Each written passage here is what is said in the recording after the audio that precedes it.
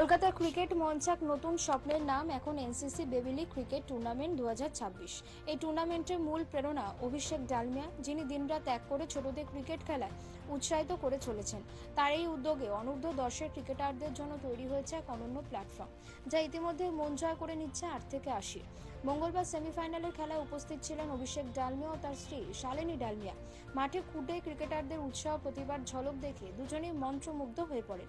অভিষেক নিজেও জানান, এই শিশুদের খেলা দেখে তার আবার মাঠে নামতে ইচ্ছে করছে। এ যেন এক নস্টালজিয়ার স্পর্শ।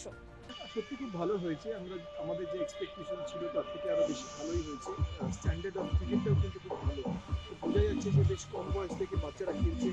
আগামী দিনে এরাই হয়তো বেঙ্গলের খেলবে, আগামী দিনে হয়তো এরাই কেউ ইন্ডিয়ার হয়ে খেলতে পারে। তো আমার মনে হয় যে সত্যি খুব ভালো প্রসপেক্ট এরা আছে। আর এই যে এই কম বয়স থেকে তারা একটা সুযোগ পেলো, তারা খেলছে। এবং আপনি যদি দেখেন সকলে কিন্তু এনজয় করছে। আপনি যদি এখানে গান বাজনা সব চলছে, তো একটা যেরকম বেশ কার্নিভাল অ্যাটমসফিয়ার তো আছেই, বাট ওরাও ইকুয়ালি ভালো খেলাটাও হচ্ছে।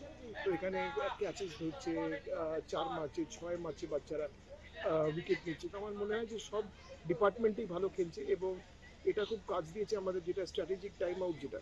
কারণ সেই সময় তারা গিয়ে কিন্তু কোচেরা গাইড করে দিচ্ছে যে এই মুহূর্তে কী প্রয়োজন না প্রয়োজন। বাচ্চারা তো প্রথমবার খেলছে এরকম টুর্নামেন্ট, তো তাই জন্য ওদেরকে গাইড করছে। তো আমার মনে হয় ওভারঅল বেশ একটা ভালো টুর্নামেন্ট হয়েছে আজকে।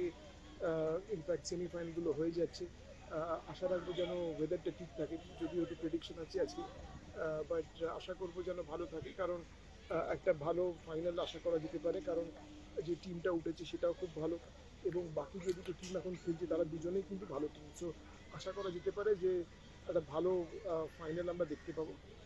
কালকে 2:30টার দিকে খেলা ফাইনালটা, এবং প্রাইজ ডিস্ট্রিবিউশনও আছে 4:40 4:45 এরকম সময়। সো আমার মনে হয় যে আশা করব যে আসবে, কিছু মানুষজনও আসবে এবং এসে তারা আরও এনকারেজ করবে। কারণ বাচ্চারা অবভিয়াসলি যদি কোনো কেউ ফরওয়ার্ড ক্রিকেটার আসে বা কিছু আসে তাদের ভালো লাগবে। তো এই ইনভিটেশনগুলো এবার চালু করবো এবার করা। তো আশা করি যে কিছু মানুষ আসবে এবং এসে আমাদের পাশে দাঁড়াবে এই উদ্যোগে। প্রথমে সেমিফাইনালে পল্লীশ্রী 58 রানে হারায় বিক্রম ক্রিকেট একাডেমিকে। নির্ধারিত 10 ওভারে 116/3 রান তোলে পল্লীশ্রী। সৌভিক ঘোষের দুরন্ত 63 রানের ইনিংস তাকে ম্যাচের সেরা করে তোলে। জবাবে বিক্রম একাডেমি মাত্র 58/9 থেমে যায়। দ্বিতীয় সেমিফাইনালেও এক পেশে জয় পায় পাটুলি ক্রিকেট একাডেমি। জগাছা থানার করা অভ্রজিৎ বিশ্বাসের 46 রানের ইনিংস তাকে আবারও ম্যাচের সেরা করে। পরপর 4 ম্যাচে কৃতিত্ব 4 ঝুলিতে। এই প্রতিযোগিতা ঘিরে উৎসাহ এতটাই যে মাঠে উপস্থিত ছিলেন বৈশালী ডালমিয়া, শ্রীমন্ত মল্লিক সহ একাধিক বিশিষ্ট ব্যক্তিত্ব। সিএবির অবজারভার কমিটির চেয়ারম্যান শ্রীমন্ত কুমার মল্লিক ছোটদের এই খেলা দেখে আশাবাদী, এরাই একদিন মুখ উজ্জ্বল করবে বলে। আমার ভীষণ ভালো লাগছে, কারণ এই 8 থেকে 10 বছরের টুর্নামেন্ট এনসিসির যে বেবি লিগ, তাতে আমি স্বাগত জানাচ্ছি। কারণ এই বাচ্চাদের যত মাঠমুখী করা হবে তত আমাদের সমাজের পক্ষে মঙ্গল। কারণ আজকালকার বাচ্চাদের খেলাধুলার পাঠ, পড়াশোনার চাপ, তারপর মাঠের যে অভাব, আগে আমরা ছোটোবেলায় রাস্তাঘাটে খেলে বেড়াতাম সেটাও উঠে গেছে। প্লাস ছোটো ছোটো যে মাঠ ছিল বিভিন্ন জায়গাটা জানেন ফ্ল্যাট হয়ে গেছে, ফলে বাচ্চাদের খেলার জায়গাটা নষ্ট হয়ে গেছে। এখন যে আজকে যেটা প্রয়াস, এই প্রয়াসটা দারুণ উদ্যোগকে আমি স্বাগত জানাচ্ছি।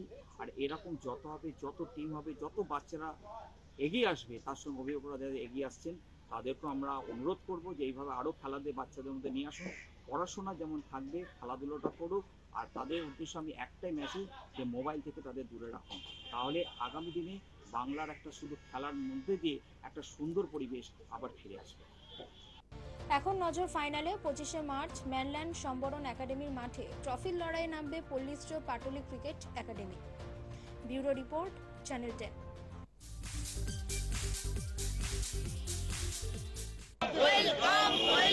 Arjun Singh, welcome.